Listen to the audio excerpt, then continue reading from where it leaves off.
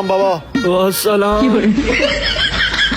शाबाश मेरे बेटे, मैं तो थक गया हूँ, अब तू ही इसका सफाया कर। चल भाई मौलवी, तुम्हारे पास जो कुछ है सब कुछ निकाल दे। अरे ये क्या कह रहे हो? हम लोग तो इस बुढ़े को पकड़ने के लिए आए थे, क्योंकि ये साइकिल ले आया था। अरे मौलवी, ये तो मेरा सगा दादा है, ये बचपन से चोरियां करता आ रहा है और मैं इसके साथ हेल्प कर देता हूँ। ये हम दोनों का ही प्लान था।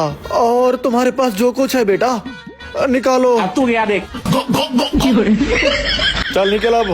ये तुम लोगों ने मेरे साथ अच्छा नहीं किया है, तुम लोगों ने मेरे कपड़े भी उतार लिए। ये बुढ़ा तो डायरेक्ट जहन्नम में जाएगा।